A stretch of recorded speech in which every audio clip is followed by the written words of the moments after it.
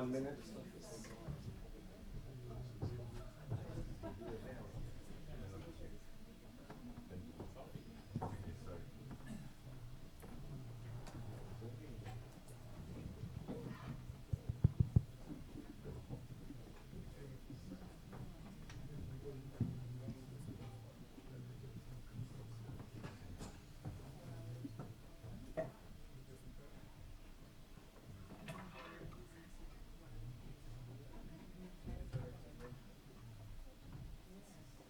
Okay, I guess we need to start.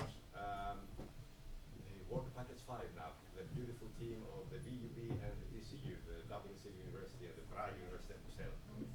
We are going to present to us the news repertoire first, and then two more presentations, if I'm not mistaken. Yes, indeed. Thank you, George. Also, thank you all for staying on this Friday afternoon. We will indeed talk about our work package, which was a collaboration between Dublin City University and the VUB, or the University in Brussels. And we focused on citizens. In the first part of our research of our work package, we did a quantitative study.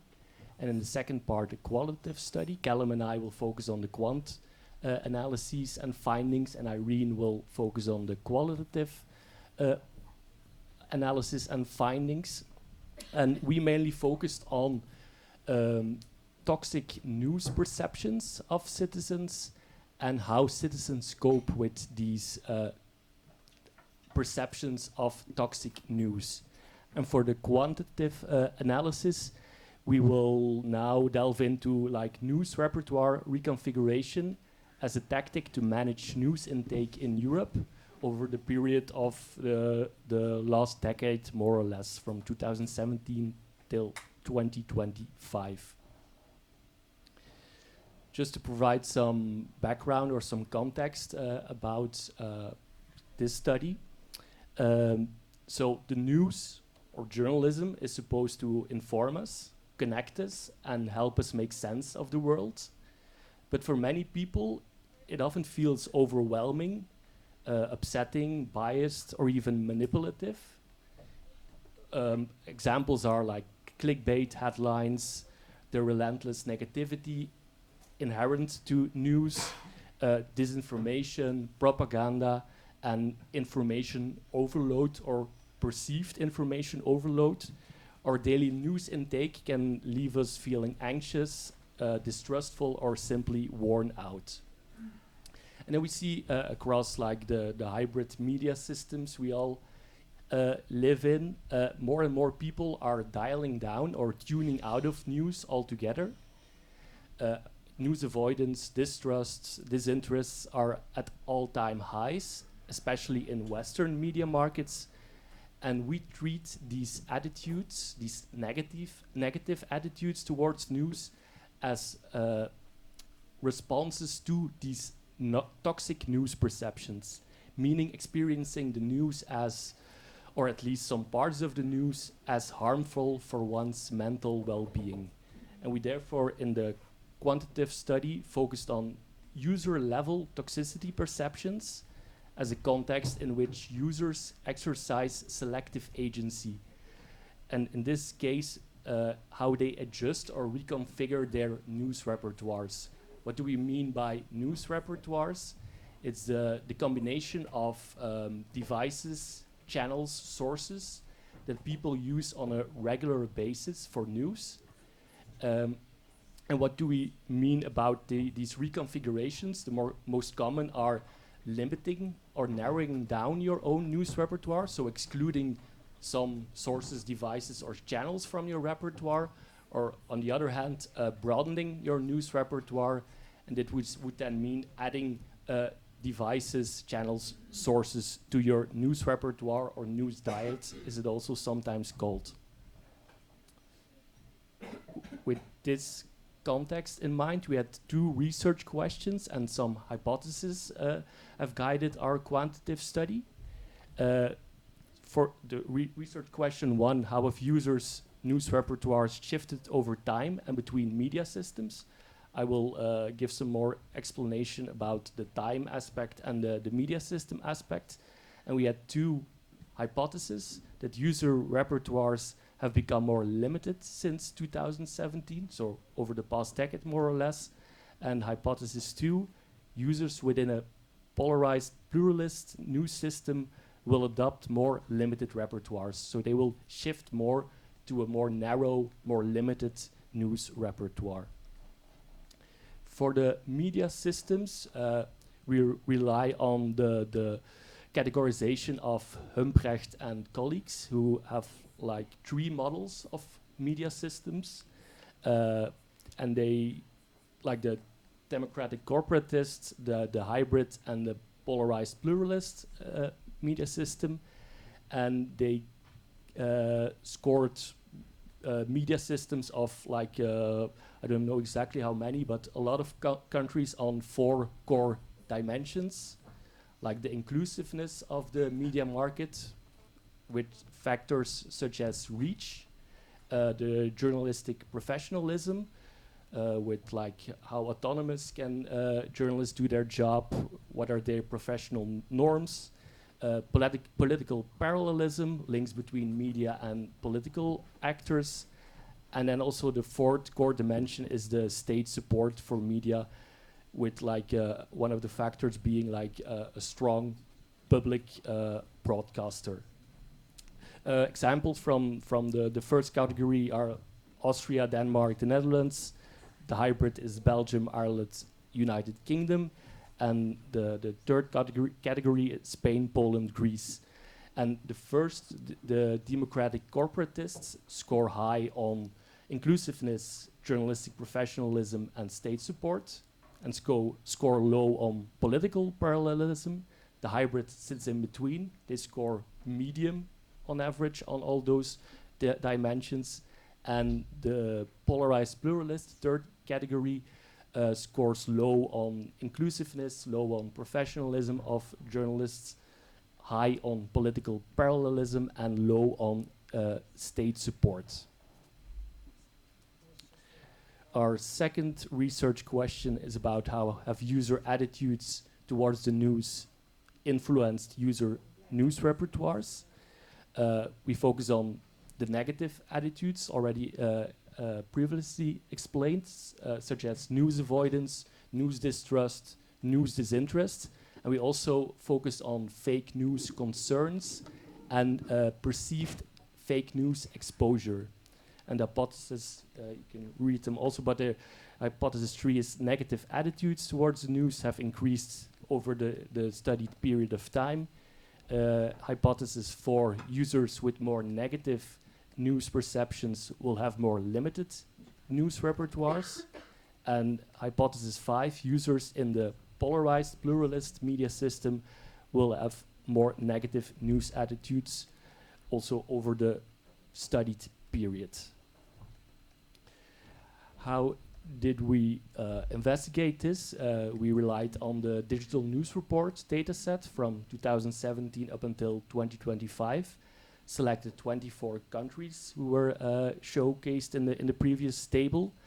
And the main variables we included in our analysis are the news use variables, like frequency of use, sources for news, main sources for news, number of news brands, both online and offline. We also looked at socio-political variables, age, gender, income level, educational level, and political preferences. And then, of course, the news attitudes were a central focus, and then also the media systems. For analyzing this data set, we consisted more or less of 4 main steps. First, we cleaned the data set. Then we did a latent class analysis. It's a statistical way of identifying clusters or groups within a data set. We did this based on these news use variables, so a combination of frequency, sources for news, and number of brands people use. Then we also did some simple binary logistic regressions and some descriptive statistics to describe also the socio-political variables of the found clusters. And then we ended up with 4 what we call archetypal repertoires, because they have a lot of overlap with previous studies. And then we did additional regression analysis to really examine the shifts in news attitudes and the differences between media systems and over time. To give like some explanation about the four typologies, the naming always refers the first part to their main gateways to news, and the second part the depth or the breadth of their repertoire. For the traditional panoramic, they very frequently access the news. The news sources they rely on are broad, panoramic, and the socio-political characteristics, they have a higher socio-economic status as opposed to the other groups are mostly conservative political preference and are older. The online panoramic also very frequent user of news, but mostly rely on online sources. They have also a high socio-economic status. They skew younger as opposed to the other groups. And the online casual also, they less frequently access the news. They have rely on a small number of sources. They sit in between the other groups regarding socioeconomic status, most centrist political preference, and they also skew towards the middle age ranges, let's say 35 up until 55. And then the fourth typology is the socials limited. They are very infrequent users of news. They rely mainly on social media. So they have more like an incidental news exposure. They have the lowest socioeconomic status. They are mostly have a left or a muted political preference, and they are the youngest users. And that brings us to the findings on research question 1, and then I'll give the floor to Callum. Thank you. So I'm going to be presenting the results and all of the tables on a lovely Friday afternoon, which I'm sure you're all excited to see. So first of all, we're going to look at how the repertoires have shifted. So the pie chart on the left is the pooled results. So you can see that panoramic traditional is still dominant in the entire observed period. But then on the right, maybe cause for less optimism. You can see overall decline in the panoramic repertoires, while social limited and online casual are both rising. There's a little bit of a shift around the COVID period, but then it seems to resume that trend line pretty strongly. And looking at the sort of differences between media news systems now. So this uses the polarized pluralist group as the reference value for comparing repertoire adoption or repertoire frequency. So in the online casual, for example, you can see that there's been about a 7.3%,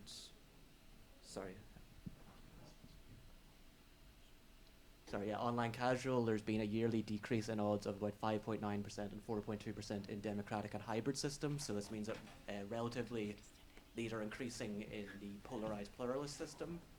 And contrary to that, in the online panoramic cluster, there's an increase in odds of 1.1 and 1.5% in democratic and hybrid system. So again, the difference between the polarized and the other two systems are increasing, and the repertoires are becoming more limited in the polarized pluralist system. So overall, we can clearly observe a trend towards more limited news repertoires. It's far from a dominant, the limited repertoires are far from dominant, but it is a trend that is concerning and substantial, and that this trend is most pronounced in the polarized pluralist media system. And also consider what Pauline was saying, that these are repertoire adoption is also influenced by socio-demographic principles. So this is further entrenching both inequality along racial, gender and class lines, but also between different countries. And then we're looking at how user attitudes have shifted. So the first analysis here, it is a general analysis of the trends over time across all of our countries. Some of the pattern, or some of the results look quite minor, but consider that these are yearly changes. So for the trust variables, for example, there's a 1% decline in trust each year, so our average decline each year. And interest in news is quite a substantial decrease of 15% each year in interest in news, again, quite concerning. Concern about fake news, also quite small, but the perceived fake news exposure, people seem to be viewing themselves as being consistently exposed to more fake news as time goes on. And then to compare news repertoires and negative attitudes, we use the Socials Limited as the reference group. So in comparison to the Socials Limited group, the interest in news is quite substantial. Online casual is nearly twice as interested in the news, while online panoramic and traditional panoramic are 6 times more interested or 7 times more interested. So there's a very large role of just user interest in repertoires, which is probably to be expected. If someone doesn't find the news interesting, they're not going to engage with it, obviously.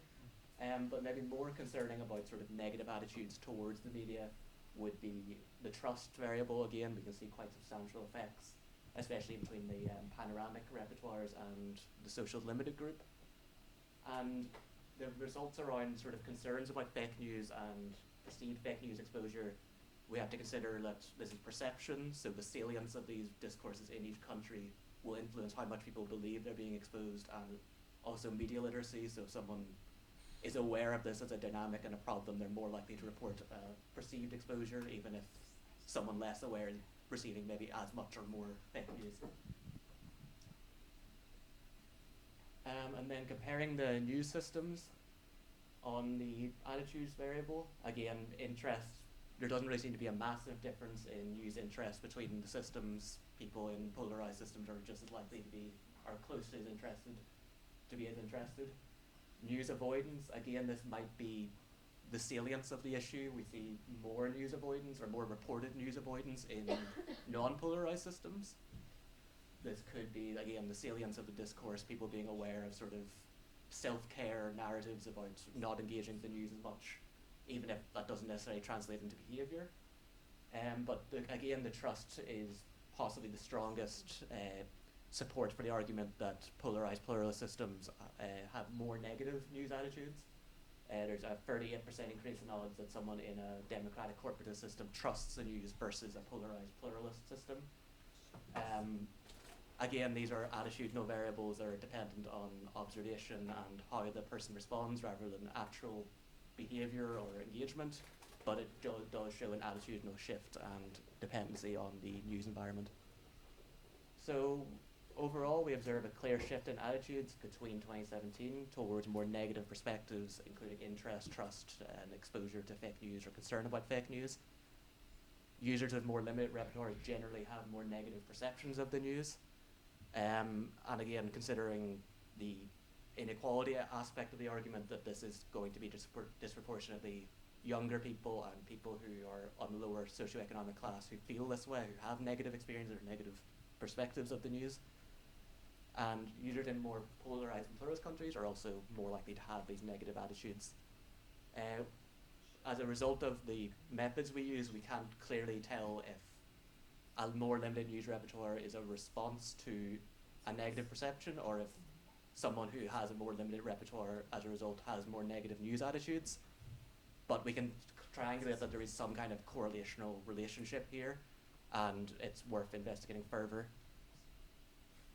So implications for news organizations on avoiding this sort of trend towards more limited repertoires would be to design for this psychological process of someone being overwhelmed by news without making it, or without leaving them to the point where they decide to disengage entirely. So the frequency of the news that they're exposed to, especially sensitive news that's very upsetting, could be looked at, for example.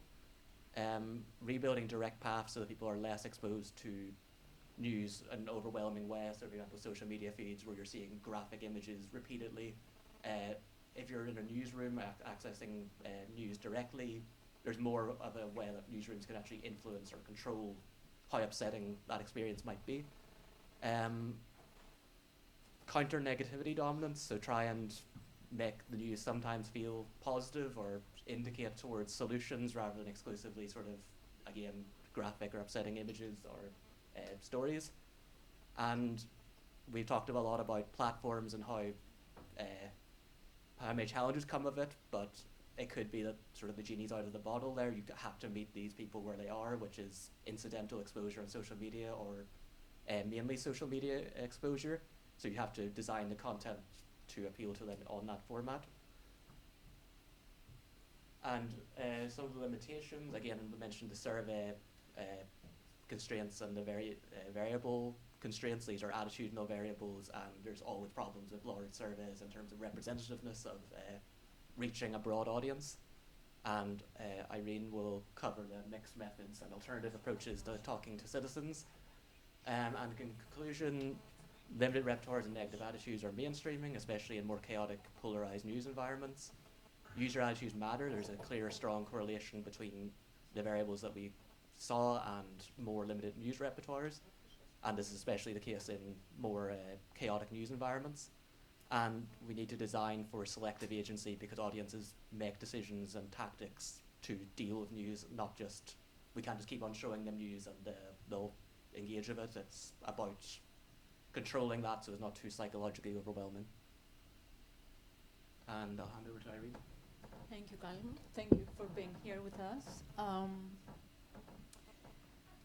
Okay, so following on from Pauline's and Callum's presentation, I will discuss how Irish citizens define and experience what we call toxic news and how they adjust their everyday practices in response. So the Irish part of the study is based on 26 in-depth interviews conducted in Ireland as part of our broader WP5 package with our colleagues from VUB. So our focus is to understand how news is experienced as harmful and the tactics that citizens use to cope with the toxic news environment. Our central argument here is that toxicity in the news is not only about misinformation and disinformation and regulation, but also about the lived experience of news. And we believe that citizens are not passive recipients of the news, but also they are active navigators of the news environment. So much research and much of the discussions yesterday and today focuses on disinformation, on misinformation, on fake content, and the importance, of course, of fact-checking and platform regulation, and rightly so. However, this is not always enough. Audiences also view toxicity in the news as sensationalism, clickbait, information overload, emotional intensity, polarizing tone, graphic images, algorithmic curation and repetition. So which means that news can be factual and can be accurate, but they can also be viewed as harmful. So therefore solutions must take into consideration how people experience the news.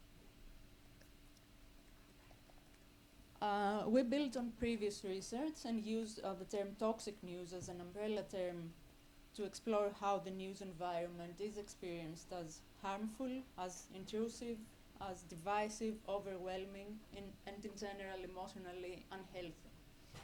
So we take this as a starting point to explore the tactics and the strategies citizens use to cope with this problematic news environment.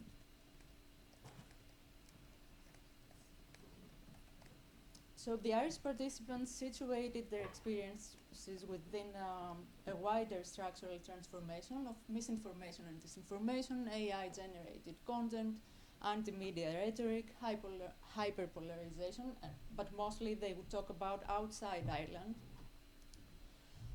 Transfer of power from news organizations to technology platforms. So within this news environment, news was often described as constant, as intrusive, as overwhelming, and characteristically, one of our participants described the news environment as living with a low-lying sense of dread all the time. So we think that news toxicity is about accuracy, of course, but it is also about saturation and emotional exposure to the news.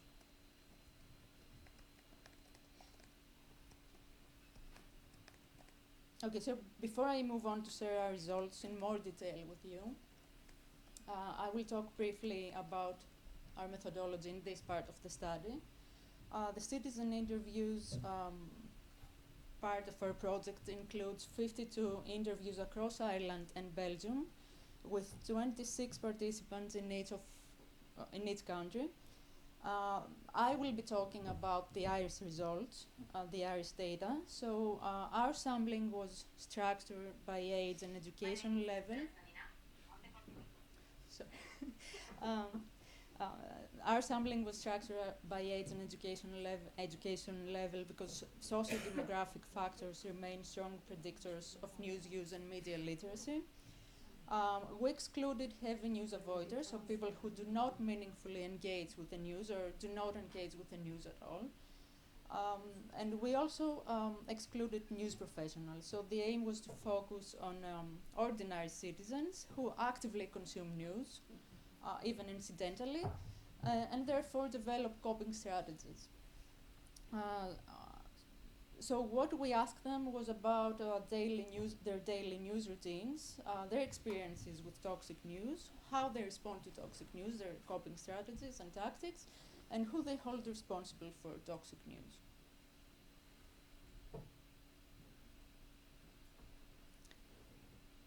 Now, to our results, the Irish data revealed that participants generally expressed high levels of trust in Irish mainstream media, especially RTE, the public broadcaster, and they often contrasted Ireland favorably with other Anglophone countries, particularly the US, which they saw as a leading example of toxicity and polarization. One of our participants said that during elections in Ireland and abroad, he would only trust RTE's coverage because he felt like he could trust them. So what we're seeing here is not a collapse of in trust. So Irish journalism is still very well regarded. However, at the same time, participants repeatedly described the news environment as emotionally exhausting and intrusive, and adjusted their everyday practices accordingly.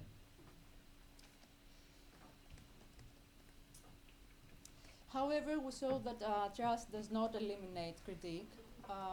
Even though most participants expressed satisfaction that Irish media were middle of the road and centrist and not polarized, some also raised concerns about limited ideological diversity and insufficient engagement with important societal and political issues, such as one of these issues was the housing crisis in Ireland.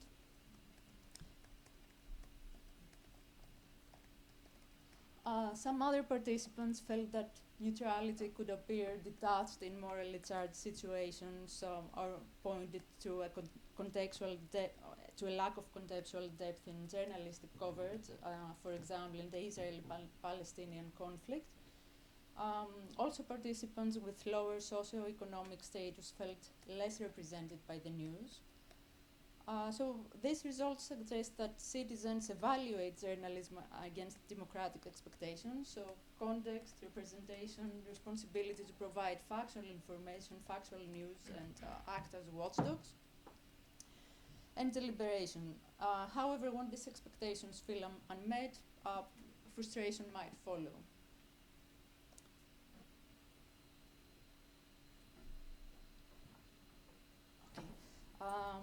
However, as I have already mentioned, our research shows that citizens are not passive recipients of information, of news, but instead employ a number of tactics to self-regulate their exposure to the news. Here I will summarize the tactics that citizens use to cope with toxic news. The first one is what we call social relational tactics. So we saw that citizens frequently relied on conversations with trusted peers and their family, their friends, to interpret complex or overwhelming stories. These social networks would motivate engagement, but also act as filters of information. However, again, we saw that trust is conditional, again here, so participants would evaluate where this information comes from, and often try to verify it. Here we observe the generational divide. So younger respondents questioned older relatives' susceptibility to misinformation, while older participants worried about younger people exposure to social media and AI-driven content.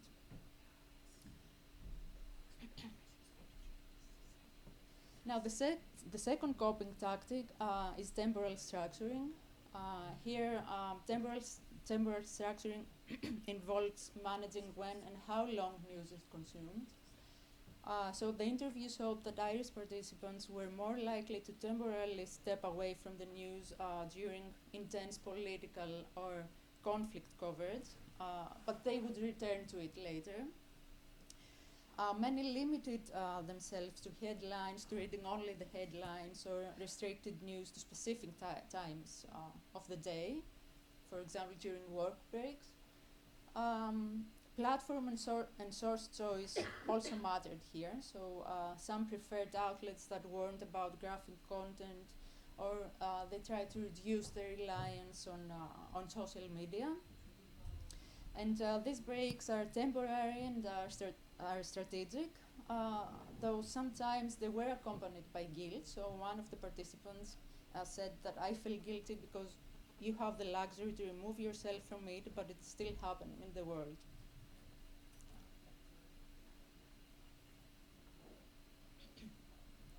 The third coping tactic, there are 6 in total, is platform and device control. So, in this coping tactic, participants actively shape their digital environments, so they can follow unbiased sources, remove influencers who think spread misinformation and disinformation, disable intrusive notifications. Some deleted platforms altogether, especially this happened with X. One participant even replaced her smartphone with an old school flip phone. So in order to confine her news access only to her laptop and only while she was at home. So these tactics reflect high intentionality and a desire to reduce the intrusiveness of news while trying to remain informed.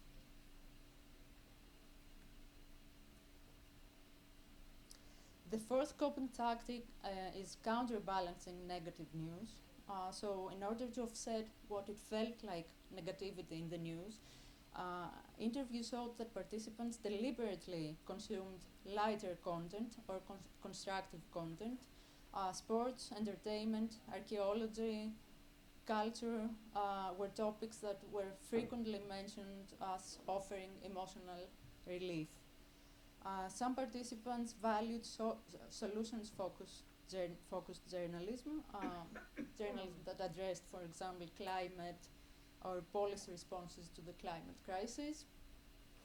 However, what we saw here was that positive stories rarely counterbalanced the overall weight of political conflict and crisis coverage, or sometimes did not feel as important.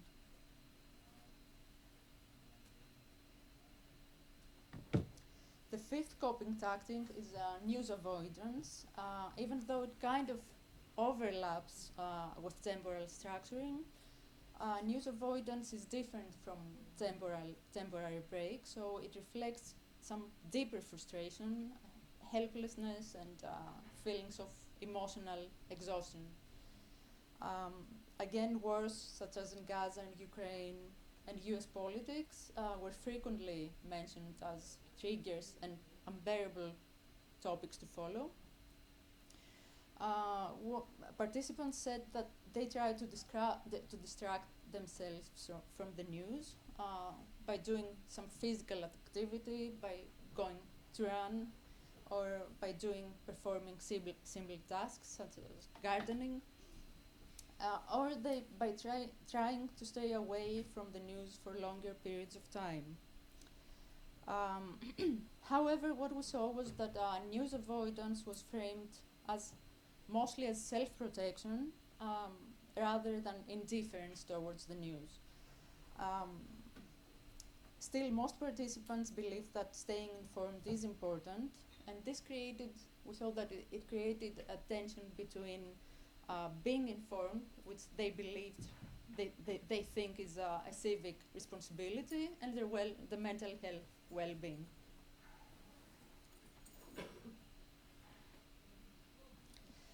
The last coping tactic is purposeful and selective news consumption, where citizens narrow their focus to topics they consider personally or civically relevant. For example, some avoided crime or sensational stories that felt emotionally draining.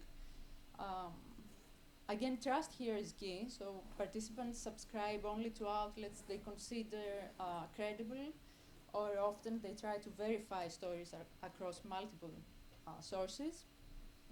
Their feeds can also be very curated and they're often slowly built around alignment with values and tone.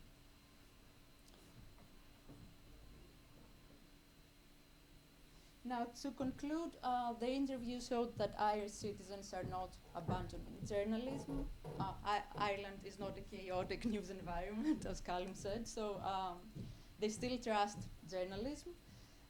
So we think that if we treat toxicity in the news only as a misinformation and disinformation and regulation problem, we focus exclusively on the production side, we might miss why people disengage from the news. And an audience perspective shows that citizens believe that being informed is important and it is a civic responsibility, but they also actively manage their news environment through their personal networks, time structuring, platform controls, and selective engagement. So all these are adaptive strategies, but they are also revealing of the broader structural conditions that shape the news environment, including platform affordances, and of course the big problem of journalism funding. So thank you all. Thank you. Thank you I'm very looking much. forward The microphone is... Yeah, thank you. We have 15 minutes for Q&A. Audience. Yes.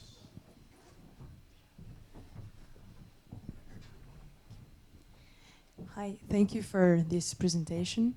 I was just wondering, could you elaborate on the difference between avoidance and temporal structuring as coping mechanisms? Yes, I can go back to the Thank you. slides. Many of these themes overlapped, so we find many common, while we were coding these themes, we find many commonalities between these themes, but the avoidance tactics, as I said, were more deliberate and could lead to to longer periods of time staying away from the news, whereas temporal structuring was mostly about staying away for specific periods of time. For example, one of our participants mentioned that they would only read the news during work breaks. But what we saw in the Irish results that both of these coping tactics were mostly happening during crisis or conflict. So this would be what they triggered either the avoidance or temporal structuring. Yes, indeed, I think like Irene explained it perfectly. We see there the difference that avoidance is like an attitude towards the news, and the temporal structuring is an activity of news. We all have temporal structuring, like during the workday I don't look at the news, I save it up for in the evening. But news avoidance comes from a different trigger or motivation indeed. It's more like the emotional taxing part of news that you try to avoid. So it's really the difference between attitudinal tactic driven by attitudes and a tactic driven by time management, to say. Yeah.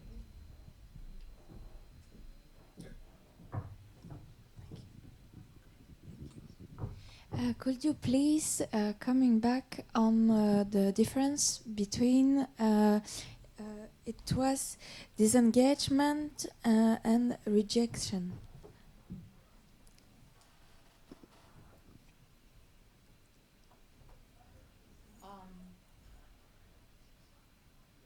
So, what you mean is when citizens would overall reject the news or temporarily disengage from the news.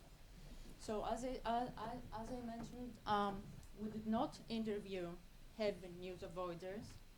So we avoided the extremes. So we did not interview people who overall avoid the news, but we tried to speak with citizens who have at least a level of engagement with the news, and they viewed temporary or for a longer period disengagement with the news as a way to cope mentally. So it was not, for them it was not indifference towards the news, but it was mostly a way to cope and detach themselves for a while from this, what they perceived toxic news environment. Thank you.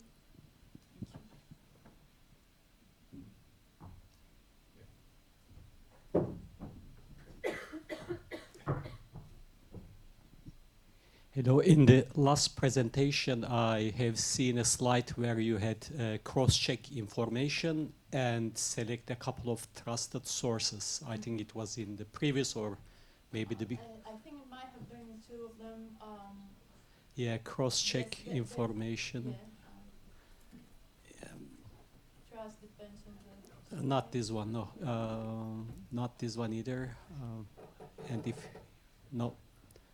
Not this one. Yeah, this one. So bullet number 3 and 4. So I'm not really sure if it was a topic that you looked in details, but how do you balance the two? Because what I see, especially in the polarized countries, is people subscribes to 1 or 2 journal. They have 5 or 6 so-called trusted journalists, and they don't really do lots of cross-check because they just have pre-identified, pre-cooked journals or journalists. How, like, did you check that? Is there a tension between the two?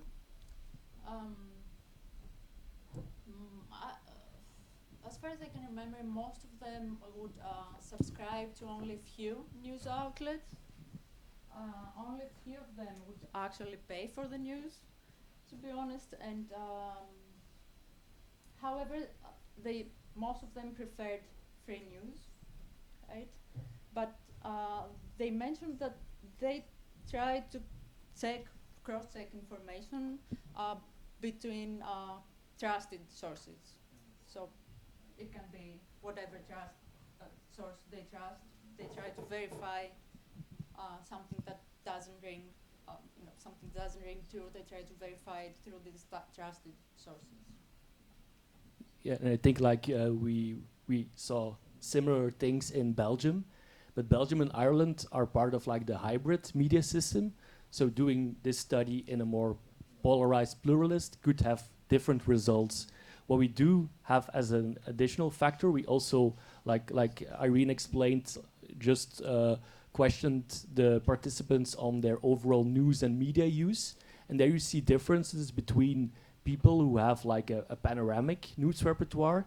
They are also more media literate, so they have more knowledge or have the perception that they have more knowledge to go to trusted outlets. In combination, they still have cross-check. They're also critical news users, so even they cross-check across their trusted sources, like, okay, does another news outlet also bring this news? Are the numbers right in this? And we see different stories with people with more limited.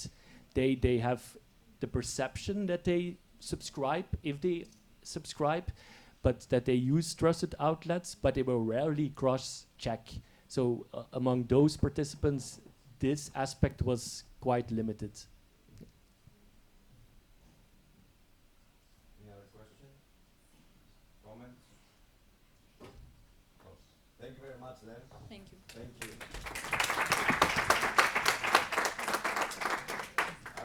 For the next half hour and before we move to the coffee break. Each work package will have a plenary kind of discussion. Each work package, so I would like to invite Vito and perhaps Abid to talk about the future directions of the research, the main conclusion of your work package as work package leaders, and future directions, basically. Here you go. We can share. Yeah, you can yes. there, you can just stand up, it's up to you. But I mean, for the recording, it might be better if you Yeah. sit there, but so each work package, if you can say 5-10 minutes. What do you want me to be for It recording? would be better if you are there. Yeah, it's or fine. here. Okay. It's okay. Yeah. Now, first of all, thanks again to all my colleagues. I think, yeah, we all done a fantastic work, and it's really nice to see it all coming together. Of course, you already heard VP6. That's why we didn't put it on the agenda, because VP6 is the impact and the action. So since yesterday, we've been doing work package 6 effectively with Abit and others. Abit and I have been leading this work package, and Abit is now also working very hard on the observatory that, as he said, is going to be already at least a 3 years perspective after the project. And of course, the policy briefs are also shaping up in terms of real impact as we speak. This was incredibly useful for us yesterday and today, exactly because we can shape now the direction with the real users of our research, journalists, policymakers, alternative content creators perhaps are not in this room, but we do have contacts with them too, but at least at the level, NGO and civil society working around the media sector in Europe and beyond. So I think this is incredibly useful to continue the conversation. We have another couple of policy briefs that are almost ready. They will be out in the next few days. And we also plan already to do more dissemination of that already after the lifetime of the project. So basically those policy fora that we've been talked about, and you already had real reports from the different VPs, will continue. I mean, the plan is that this is not going to stop end of February. And if I may hear a bit more my activist advocacy part, the issues are so cogent, they're so timely, we need to continue work on that. So our real spirit is that after the project is finished, at least some of us are still privileged academics, is still okay jobs, so we'll try to use our privilege to contribute. Others hopefully will find, more work in that sense. So we're very committed to continue. And of course, we're also committed to more collaboration and more funding. Perhaps one last bit, Abid, that I could leave to you, but also the citizen work package, because that's really the final, closure. We had said in the proposal, and now we're working on the very final bit, that the observatory and the citizen media literacy tool will come together. So I invite perhaps Abid to say something from his side, or also the citizens, or if you have even a couple of words to say about that. Yeah. Yeah. I don't know.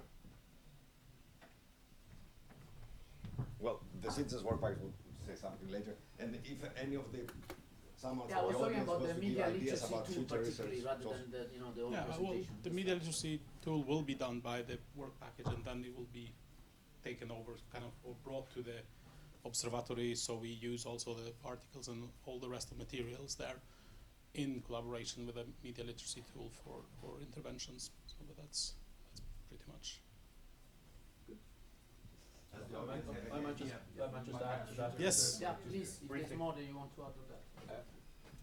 Yeah, just on the media literacy tool and the follow-on, we haven't mentioned that we had citizen labs in Dublin and in Brussels, and following on from that, we'll be developing the media literacy tool and other interventions. So that's the basis for that, but it just wasn't part of the presentation today. Yeah, no, that's why I added. I wasn't expecting it. I was saying I think this was the right moment to show. And Sure. I think as I expect, beyond even the observatory, this will continue, right? You will have activities. I already was talking to Polian, was talking already about some interest from some more national agencies, so I imagine also in Ireland. So these are all activities that will be really alive in beyond the project. That's why I wanted to plug it. Yeah. Can you just say a little bit more about the media literacy tool? Because I think this is really interesting, and maybe just thinking about the future, because we have been running this project on information, what is it called? Infodap and Infodie. It's about like media literacy for policy. exactly, information literacy for judges and policymakers. And so maybe this is something that fits in. It's a sort of an executive education course that we developed with the European Media and Information Fund. and so it could be an interesting way of like they might be together in some ways. Yeah, that's interesting. It might sound as special pleading, but WP5 was scheduled to be the last work package in the program in the research. So we are still at the point where we're assessing the outcome of the Citizen Lab and how that informs the media literacy tool. So we've yet to see how that will be shaped. I can add something, however. In Dublin's citizen labs, what we saw was that our participants highlighted the importance of community engagement, and social processing to help them interpret the news again. So they thought that this was important, and what they mentioned was that news organizations are partly responsible or mostly responsible for organizing and running media literacy workshops, especially for younger people. So they thought that they should come up with ways to improve communication with audiences beyond social media and promote engagement within the community. So I think that was an important finding from the citizen labs, and mostly we talked with young people. We talked with students, and we thought that this was important because they wanted to engage with the news, and they thought that news organizations were responsible for explaining what news is, how news is produced. So for me, this is something that the media literacy toolkit should take into consideration. But this is a work in progress now. And also, just to clarify, in terms of design, it's absolutely normal that you were there last, exactly because this is really the wrapping up. It's phase 5. So those labs and the literacy tools and the observatories are all going basically at the very end of the project and then feeding directly in what comes after. So I think we come full circle, George, hope. Yeah. Anything else about work package 2, sorry? Anyone, any ideas from the audience about future research that the work package should be? Andreas, then. Yeah. Thomas, we talked just last year, but we will go to Okay. stage 3 for now. Okay. Hannes? Where's Hannes? Yeah. Hannes and myself. Yeah. Do you mind if you just say a few things about future directions of research in your work package? You prepared? Yeah, I prepared. Because of the recording. Sorry.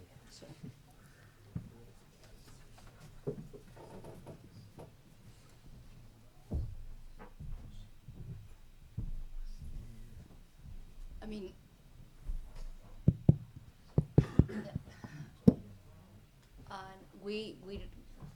we haven't talked about how, but definitely where we have to go is just to think which kind of funding is needed to guarantee the independence of media. I think this is one of the most important questions we have to solve or we have to think about. Probably to keep just pushing the public authorities to think on the media and to think how they are going to deliver money to try to have this sustainable media that most of them are in crisis. Yeah, I think most of the solutions or the way forward for the funding crisis, the industry crisis that we are seeing, is indeed, as Mercedes says, is a political choice.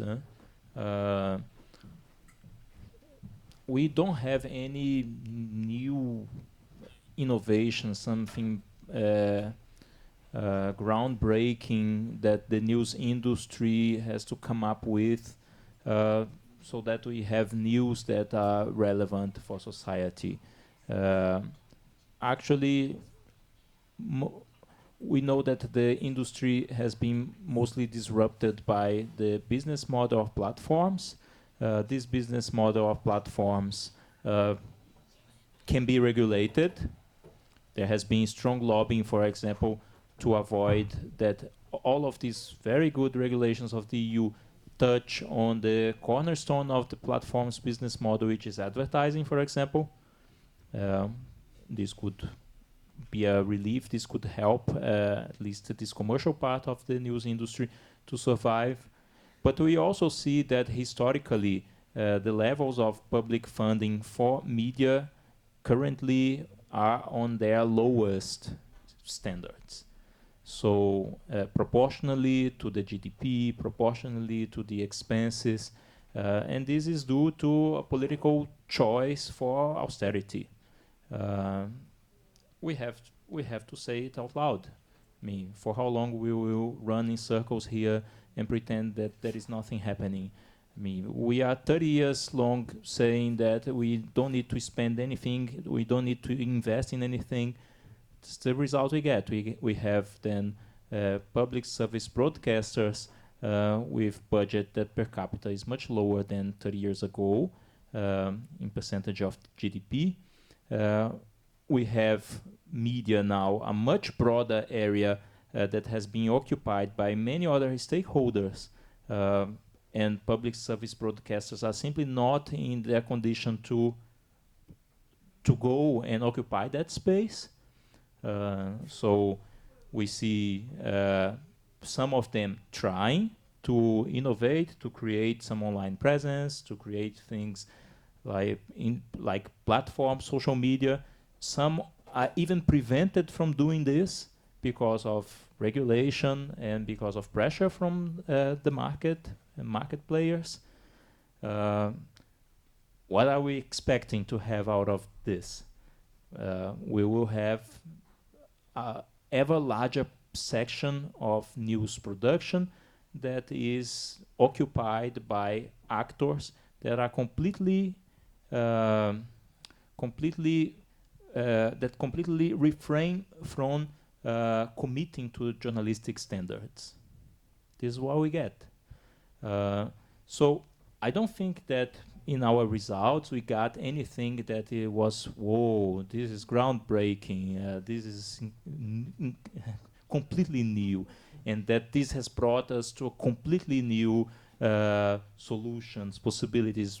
No, we are confirming things that many people have been saying for lots of years, and we see this now across several countries, different stakeholders, different sets of actors, and the solution to deal with this requires both regulation and funding. Regulation of the sectors that are disrupting media industry, and funding that has been curbed in the last 3 decades at least.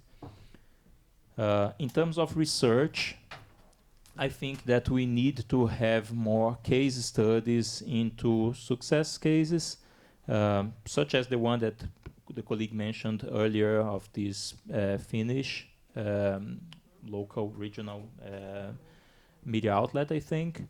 So there are some that are doing, that are being successful in their business models, and we have to research them better, especially looking at the conditions that allow them to flourish, and to what extent can these conditions be reproduced also in other regions and in other countries.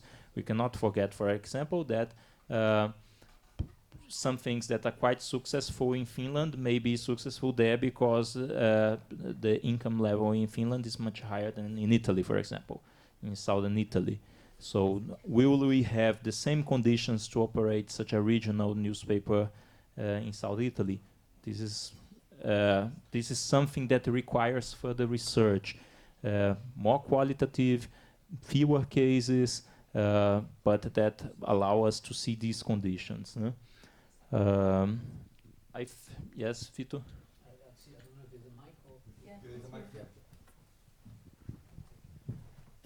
Yes, I wanted to just perhaps push or just converse going further.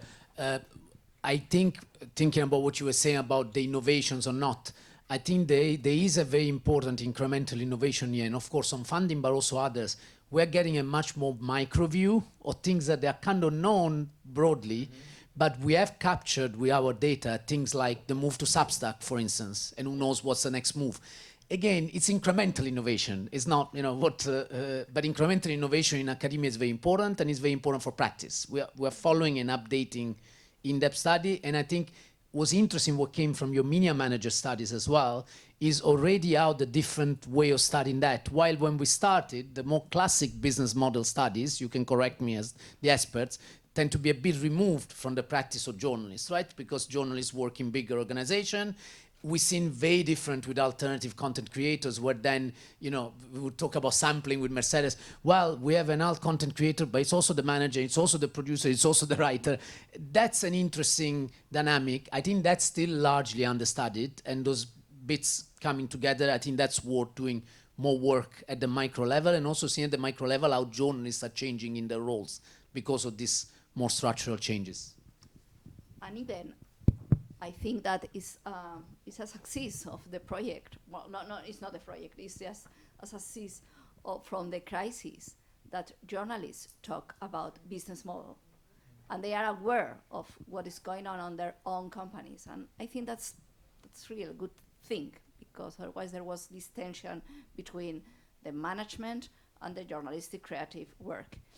And talking about sustainability, or to follow the research on this project, we have asked for another grant belong to Creative Europe, that is focused on business models. I mean, just to study different cases, and just to try to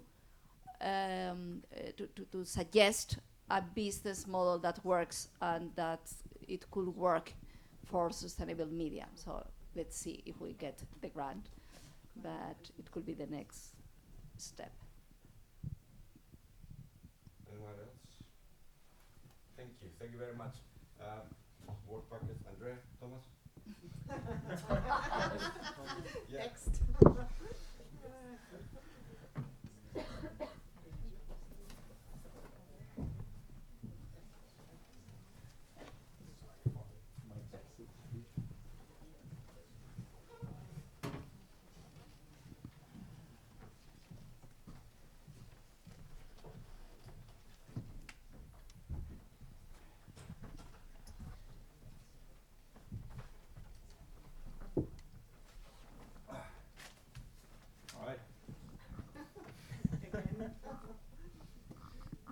So, okay.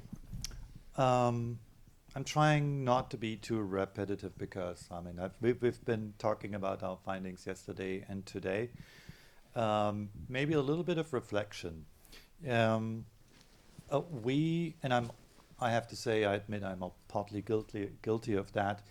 We in journalism studies, journalism scholarship, we have paid a lot of attention to the good old traditional journalists over the last 30, 40 years, and have paid relatively little attention to what's going on at the fringe of that category of journalists, which is actually shrinking.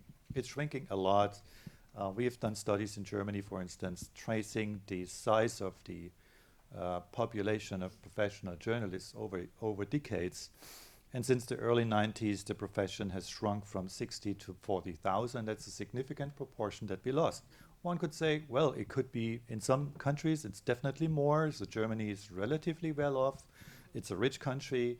Our media system is still relatively stable, with very, very few oligopolies. So, but there are other countries doing much worse.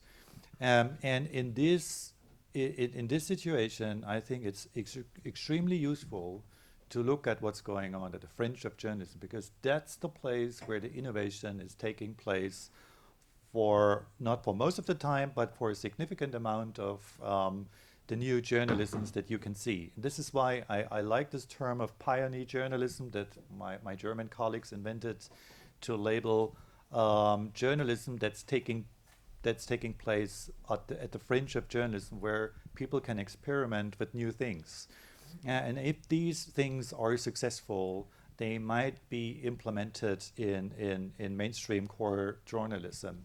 So I think it is, and that's a result, partly a result of this research. I think I take this as an encouragement to look more profoundly and more closely at the fringe of the traditional core journalists. So, and also to interrogate our normative assumptions about journalism, because even when I teach journalism to my students, I seem to rely on some of the very old-fashioned standards and mantras that we have seen in journalism. They may not entirely valid in modern times, given the advent of social media and automated news production and AI bots doing news.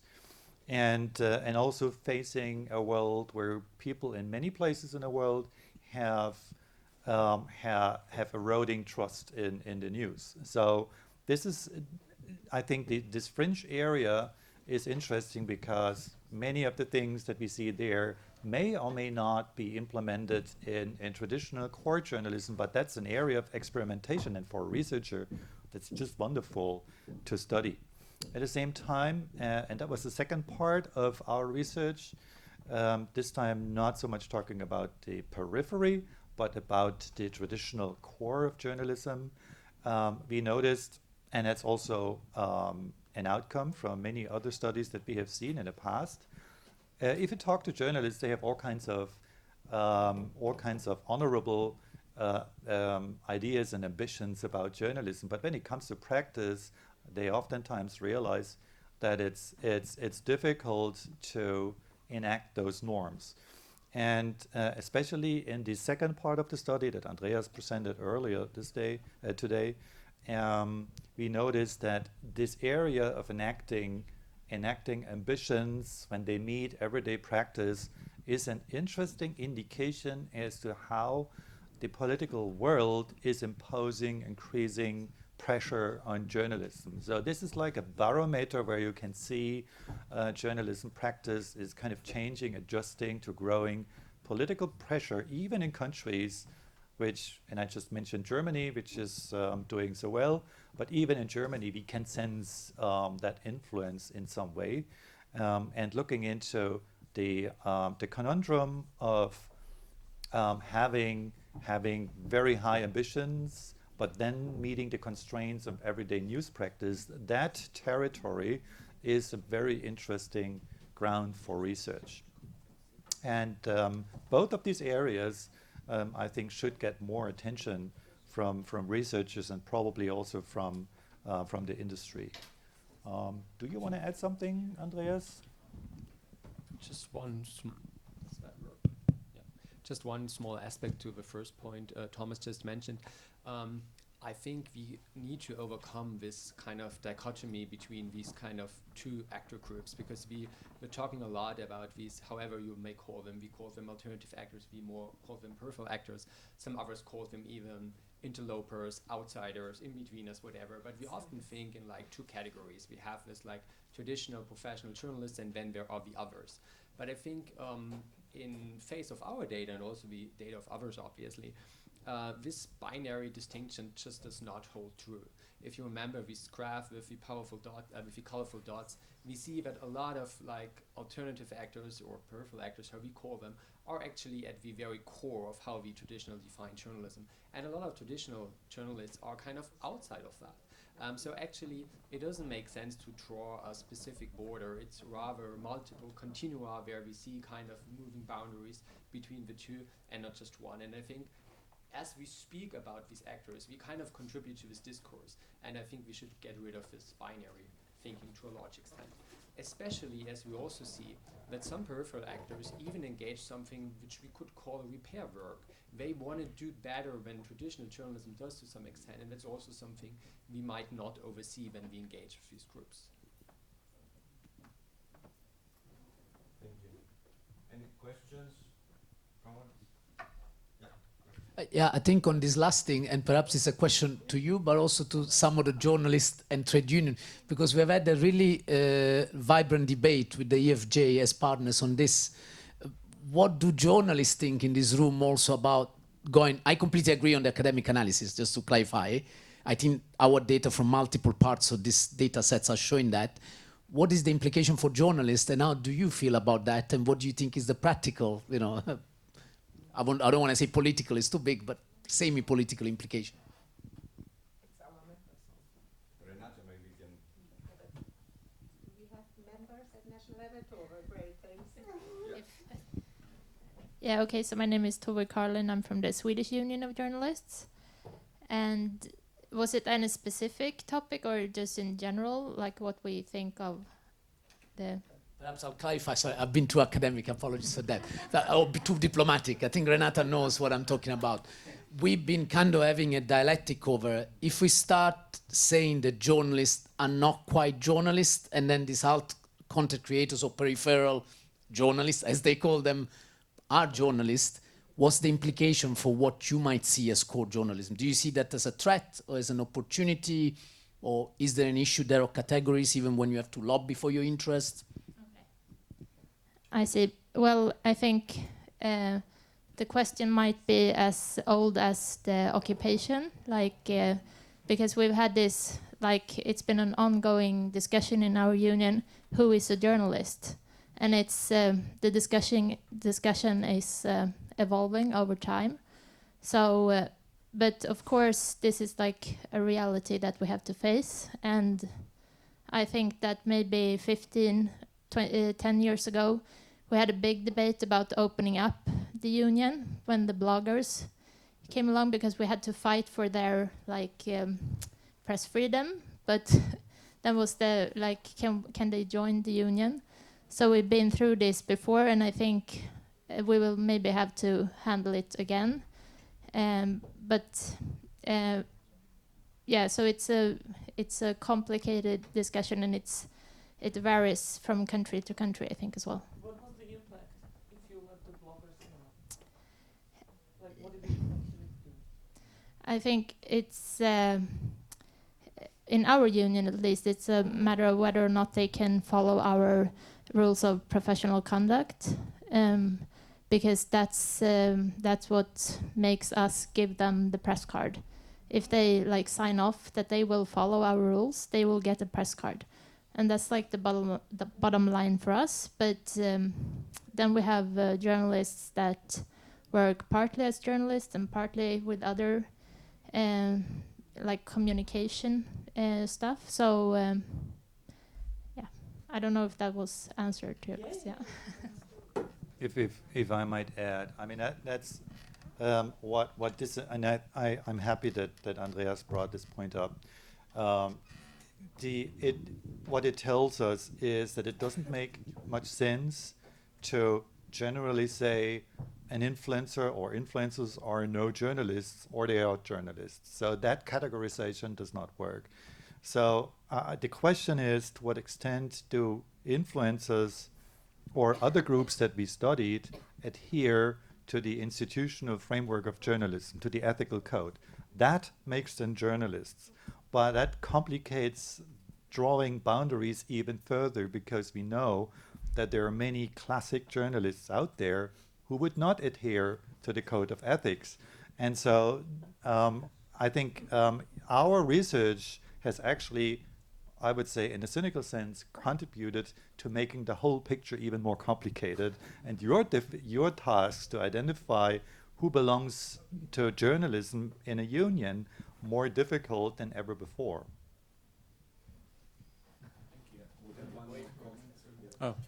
Thank you very much. My name is Christoph Brill. I'm the legal director of the German Association of Journalists.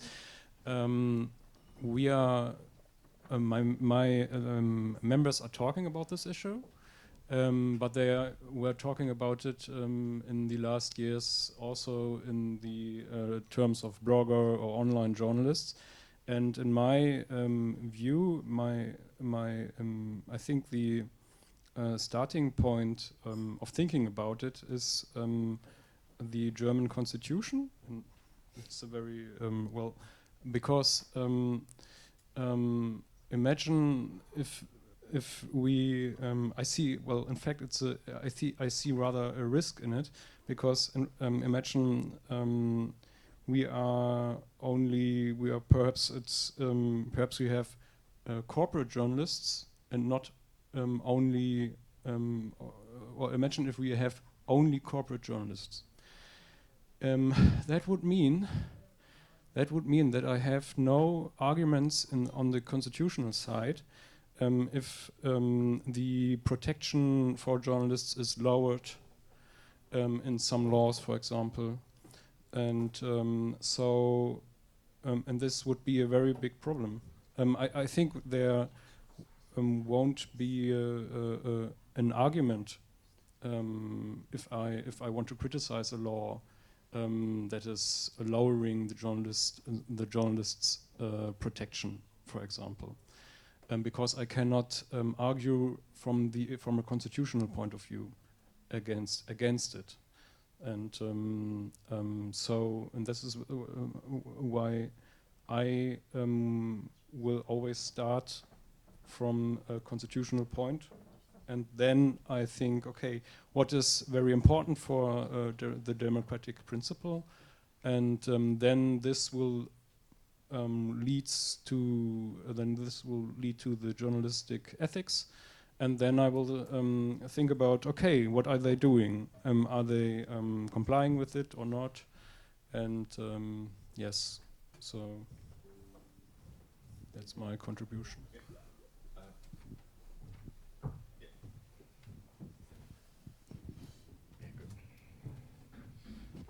Yes, hi, Dominic Thierry from Serbia, OSCE, Media Department.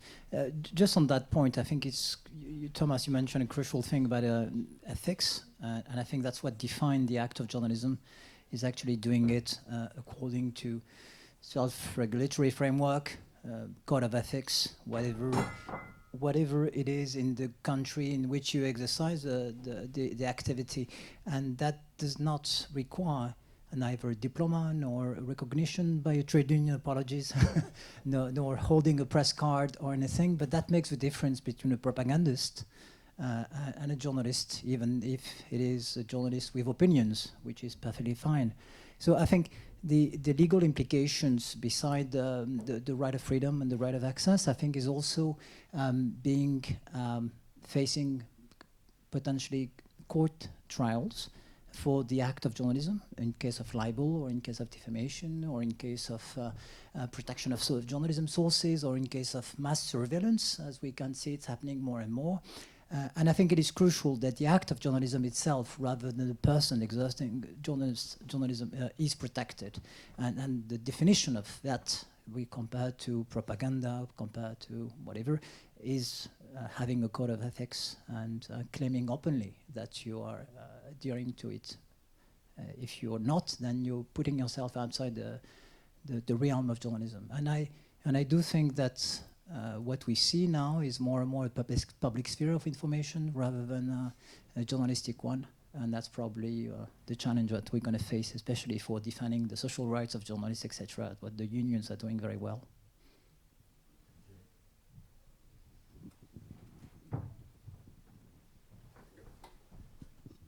Yeah, not so much to add on that. I just wanted to say we also had the discussion yesterday. You know that the EFJ has done this survey, and we have very different situations. In Belgium, for example, it has a very legal approach, and the Association of Journalists can only organize members with very specific conditions, which could be a problem there. But anyway, for our members, the most important part, which Camille did in the survey, was the ethical part, that you have to be working according to professional standards.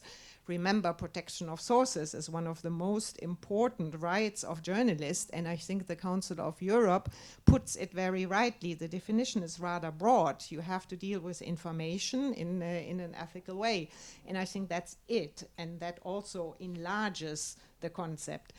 Since I've been with the EFJ, and that's been quite a while, some of our members, specifically from Central Eastern Europe, always wanted to have this access to journalists should be regulated. And our members in Northern and Middle Europe, they said, no, this is a free profession, and we probably will always have that.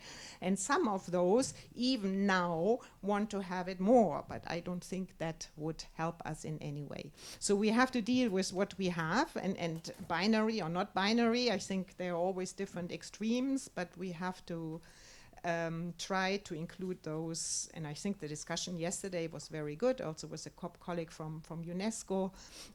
We have to embrace as many as who want, it's not only those, and the colleague from Slovenia who told us about all the alternative media, which is really more or less propaganda, and I don't think they should be considered as that, but you are right, they are bad and good journalists, they have always been, and today journalists very often cannot do any more what they maybe years ago would have seen as part of their vocation. So yeah.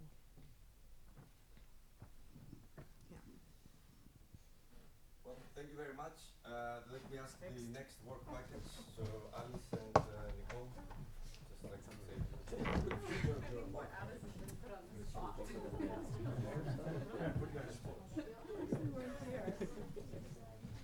Okay, we also have our other colleagues that I don't think will drag up here, but can come for 6 again. Maybe I will relate it to the previous topic.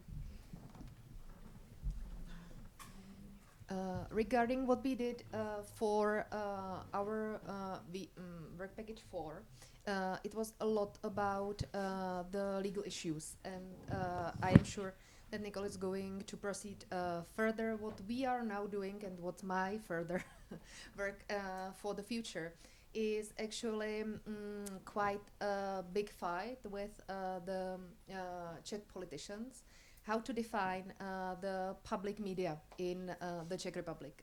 That's what now occupies me, because the new government already announced that they don't want to finance the public media that are very strong in the Czech Republic, both the Czech radio and Czech television, from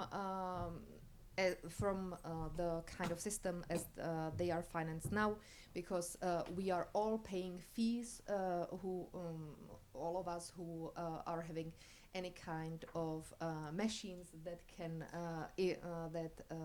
watch or hear the public media. We are all paying the fees. And now the new government said that they are going to fund the public media only from the state budget. So, but they have no clue how to do that, or they publicly declare that they no clue how to do that. But since we know how it was happening in Slovakia, that's our neighboring country, we know that it can be very quick and very efficient from the politician's point of view. So we are now teaming up Charles University with Masaryk University and Palacký University, that are all 3 big universities in the Czech Republic, to come up with the expert panel and policy paper that's going to be published in March, and the expert paper will be the expert panel will be conducted at the beginning of March, and we are going to explain how the legislation can be improved, and that there are many possibilities how to finance the public media, and how to do it independently of politicians' influence. And we don't know if we are going to succeed, but everything I have learned during the REMET project is now very helpful in our situation, because we know we cannot change anything personally as the academics, but we can contribute to better or worse solutions. And even though we have a lot of work now, because we are writing the papers and we need to publish and everything else, we believe that it is really important to stand up for the public media system, because I don't want to be in the position then after a year or so just saying that I was too busy to stand up for the public media system.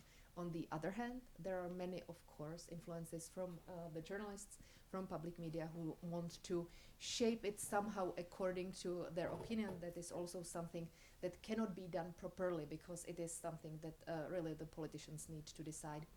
So it is really like hard to find a compromise. That's from. Can I ask a question directly to that? Because I remember a few years ago Slovenia had big problems and we helped them a lot.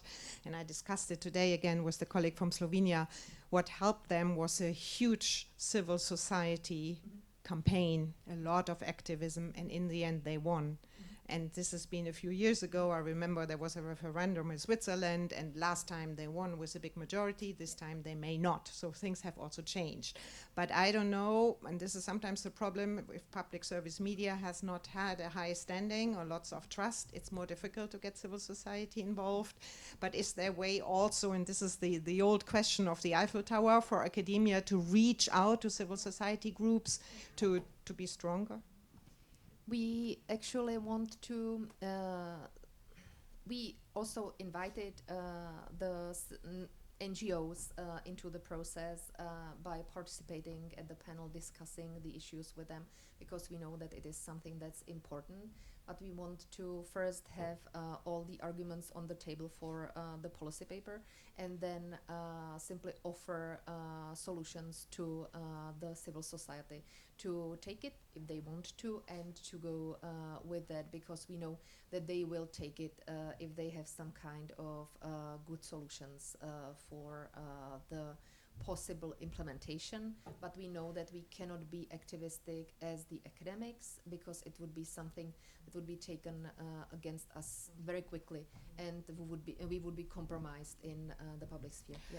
And just then it's you, the European Media Freedom Act, the Article 5, with all its flaws, but it's there to protect public service media politically and financially. I hope that will help you. Yeah, we will. Thank you very much for that, because we have it in the introduction of the policy paper, but still it is something that we know it's quite slow. I mean, okay, I'm Czech, so this is more like a contribution or idea to the whole situation, because the government is very silent about how they want to finance it. They clearly do not know. And at the same situation, there are massive budget cuts in defense, in the environmental issues, and many other sectors. So I think one way to go around is basically saying you don't have money for that. How do you want to finance public TV and radio, and how do you want to return the money to citizens? Like the to-go point was they will give you back it's basically a Netflix fee per month what people pay. So it's I don't think they will have money to do it. Critical infrastructure. Yes, exactly. No, I mean that was comparison how much it costs per month. That was just basically to give you the idea what's the monthly fee when you pay for the Czech TV and contribute and radio as a citizen. But I think the go around is to basically say stop paying for the TV, let it us to pay, and invest to the defense. But in fact, it is the issue that when you put it under the state budget, and then you don't have money, you can very effectively cut everything down, as they did it in many other countries. And yes, the closest to us is Slovakia, so it's exactly that. Thank you. Thanks. No, I think our comments are actually in conversation with each other, because I think we're probably looking more towards sort of a broader perspective, so less at the national level and less thinking about this at the grassroots level, but more thinking about it at sort of a broader level. And I think even within this work package, we were slightly nervous about the recommendations, partly because I feel as though like the legal space is so populated with everyone's opinions on like the AI Act, the DSA, and everyone is rewriting it with something better and has some suggestion of how it needs to change here and there, and like it's just hard to see who's listening to what as well. So I think it's a very complicated space, and I think we're much more interested in also this question of implementation. So like, what does it mean? What does it mean in context? What does it mean in action? Sorry, I just wrote down a couple of notes when I was listening to Alice as well. I think one of the other points that I think we would like to do more research on, and I think is an area that's really ripe for further exploration, is the influence of big tech in terms of lobbying and shaping the drafting of legislation, or in terms of adapting and forcing it to change, not only in Europe. I think for sure Europe is definitely subjected to a lot of this lobbying influences, but I think again, you know, to return to our earlier point, I think you can see some of these trends and amplifications much more strongly in the global south and in global south countries. And because it's, you know, don't think that just because it's happening there, it's not going to happen here, you know. So I think you can see the strategies and tactics of big tech and how they're doing that and trying to shape it at a national and regional level. And it'll be important to reflect on that. I think also there's a lot of assumptions about the Brussels effect, and I would say that we need to be much more modest about it, because I think from our research around the rest of the world, it was influential with like the GDPR, but now no one is looking to it for the DSA or for the AI Act. So I think in a way that's also another area to think about. Okay, what is really going to be the global effect of this, if at all, and where is there sort of like the politics of resistance against it? And I think one area again that we've also been thinking about how it reflects back to what might be happening here is looking at sort of like grassroots and emerging court cases in Latin America and in Africa, because you see a lot of interesting arguments and actions and really powerful efforts to take on big tech and to challenge a lot of these ideas. So right now in Kenya, for example, there's two really important cases that are being heard in the courts there. One is by data workers who worked for Sama AI, and another one is by a young man whose father was actually a professor at Bahadar University in Ethiopia, and he was killed, and it's alleging that, you know, Meta failed to take down the post that was targeting him. And so it's alleging that Meta was complicit in the genocide there. There's a really important case in South Africa right now with the Competition Commission about how Google is basically bankrupting the media there. And I think this is sort of a very pioneering case. So looking, maybe Juliana wants, there's a couple of cases in Latin America and Brazil that are really, really important we've been speaking about as well. And these are sort of on the forefront. So again, looking outside and looking at what strategies, what tactics, what sort of forms of legal resistance are happening elsewhere might actually tell us a lot about tools and ideas that can also be used in Europe as well. And I think that is it on our side, unless my colleagues have anything else to add. No. Perfect. All right. Thank you very much. Then I invite the last work package, Ike and John, maybe you want to go up and contribute. Thank you.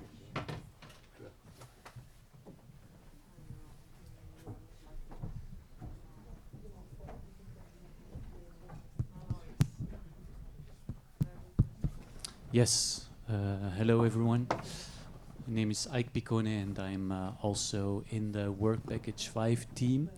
And what the future will bring is first and foremost a focus on the book that we are editing on toxic news, which we hope could also fuel the discussion a little bit with what we've tried to do in this project, where we were the partners focusing more on the audience, and where the notion of toxic news also started from the observation that a lot of interventions or focus when it comes to fake news lies on media literacy, of course, on fact-checking on the other hand, and those two together bring us to kind of a verification strategies as the main way forward to tackle fake news.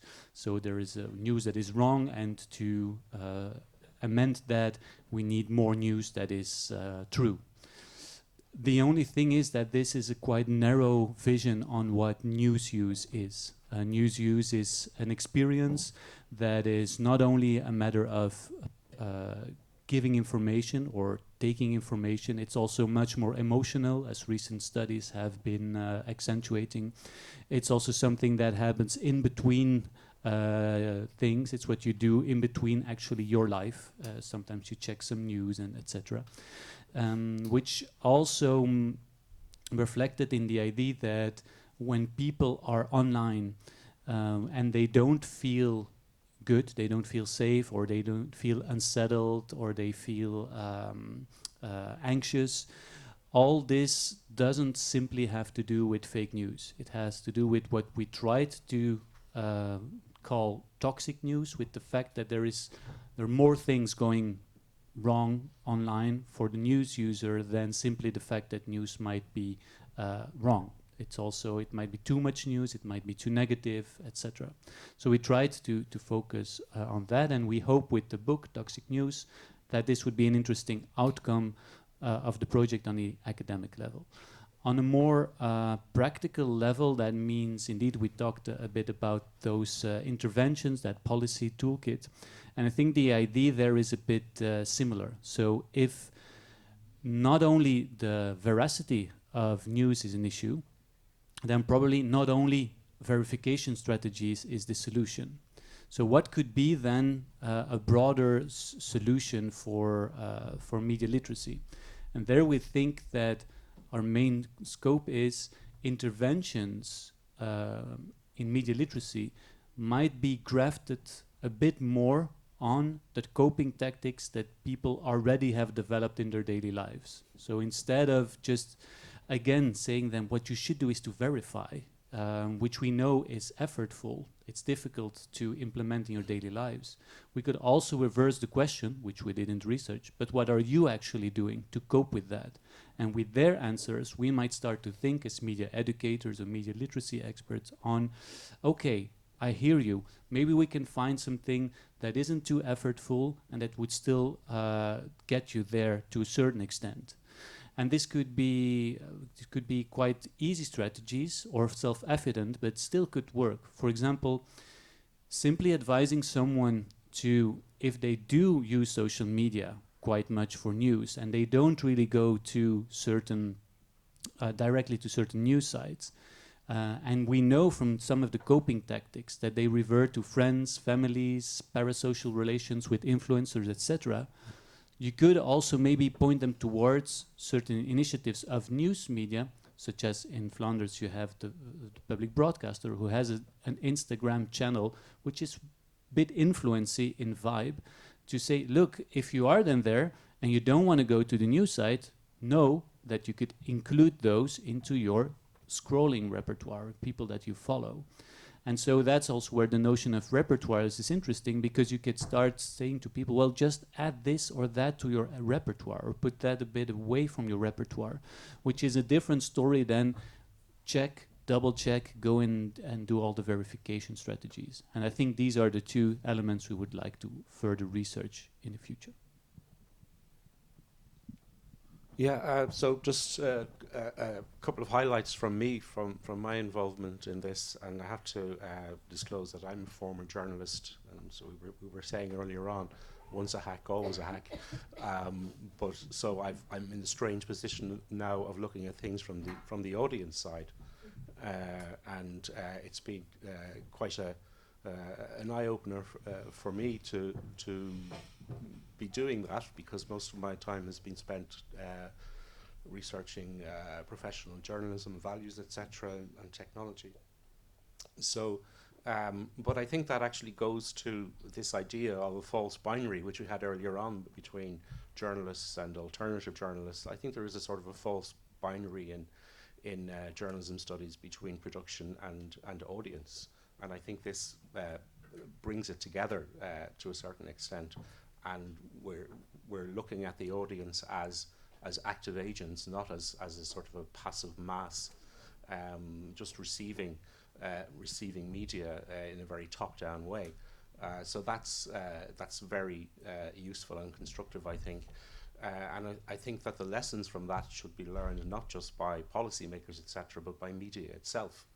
And they should be seeing that in terms of relevance to the audience. We were talking earlier on about how the news agenda has shrunk away from wider concerns and towards a more centrist, I would argue maybe business-oriented or business-friendly agenda, but that's just me perhaps. And then we wonder what's happened to the audience. So I think we need to talk about relevance. And then on the audience side, I think there are signs of hope.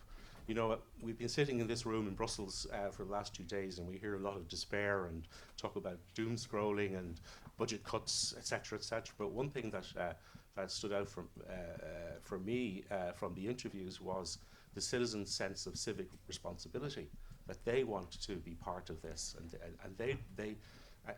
even to the point where some of them were saying they felt guilty at not following Ukraine or Gaza or whatever, and they want to be involved. They see a role for themselves as well, and so I think we should be leveraging that again on the production side, on the media side. So I think there is a responsibility on journalists to sort of recognise that role of the audience, and I know because I spent many years as a journalist myself that hasn't always been the case. So I think there is that connection there, and there are useful lessons there. Again, beyond misinformation and disinformation and factuality, because they matter, but they are not the whole story. Yeah. Yes. Questions? Do we have a microphone, or should I just? There is a microphone, sorry.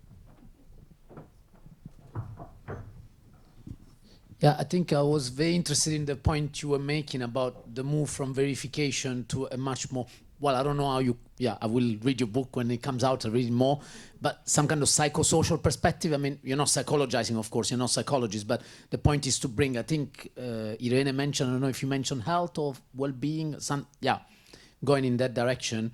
I think that's going to be very interesting, but I wanted to provoke a bit in the other direction, because that too, it's almost like the mirror image of attention economy emotions, right? So normatively, how are we gonna move in the space? Are we suggesting people to just follow the feel-good news? And I've seen some of these experiments where voices, also with the EFJ, there were some really interesting experiments, I think it was from Croatia, or how they were framing the same news, right? It was interesting because they kept the objectivity, but they said, if you frame this news in this way, it's much more engaging and positive. What do you think about that? What happens to the normativity in this more emotional aspect of these potentially deleterious effects of the way news are presented? Well, I think I would agree with scholars like Barbie Zelizer and Pablo Bukowski, who say that we have to revise the normative stance of journalism, and that one of these stances, or that some of these are making a gap with the audience rather than connecting with the audience, which if the audience wants democracy and journalists want democracy, they should partner. Which, for example, shows in there is no impartiality or objectivity when it comes to democracy. There you have to show that you are advocating for democracy, for example.